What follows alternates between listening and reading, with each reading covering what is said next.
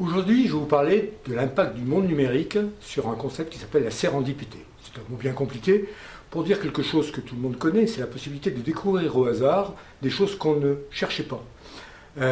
Phénomène ancien, lorsque Eureka a été prononcé par Archimède dans son bain, je ne suis pas sûr qu'il cherchait exactement l'effet de l'eau sur son corps au moment où il a découvert ça. Donc la sérendipité, c'est ce qui permet l'invention, c'est ce qui permet l'invention à la fois des concepts et l'invention des produits. Le monde numérique, par la bibliothèque formidable qu'il met en ligne, par l'encyclopédie en ligne, par l'ensemble des messages que l'on reçoit, on est sollicité par les télévisions, par les messageries, par tout ce que l'on trouve sur Internet, ouvre le champ de la possibilité de trouver de nouvelles idées. Mais ça ne suffit pas d'avoir des milliards d'informations pour trouver de nouvelles idées. Il faut encore avoir un projet, avoir un objectif, avoir l'esprit prêt à chercher quelque chose. Pour ça, il faut avoir l'esprit préparé, il faut avoir l'esprit détective, avoir une espèce de...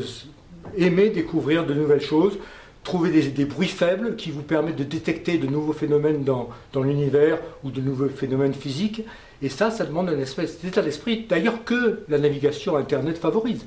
Parce que lorsqu'on est sur Internet, la méthode systématique, besogneuse, un peu bourrin, qui consiste à descendre les choses systématiquement, est quelque part insuffisante. C'est par le mode essai-erreur, lorsque les choses ne plaisent pas, je vais ailleurs, etc. Et c'est ça qui permet, dans la plupart des cas, la sérendipité. Les marchands nous freinent un peu dans cette direction, parce qu'ils font des pressions pour que lorsqu'on fait quelque chose sur le web, etc., ils essayent de vous orienter vers les choses que vous faites d'habitude, faire racheter les produits, vous réorienter vers les produits que vous connaissez, et donc vous empêchent un peu de sortir, d'acquérir cette liberté, d'aller à d'autres endroits, de découvrir de nouvelles choses, et ça c'est un des freins possibles qu'il faut réguler. Lorsque l'on est dans ce mode, au moment où ça se passe, il y a une espèce d'impression de court-circuit, d'illumination, une espèce de plaisir fondamental d'avoir senti quelque chose. Tous les inventeurs diront que, très bien, inventer c'est bien, mais ça ne suffit pas. L'invention n'est pas obligatoirement l'innovation.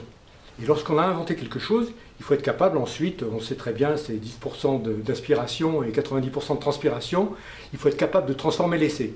Si on découvre une nouvelle idée, il faut peut-être l'approfondir, creuser la chose de façon plus nette.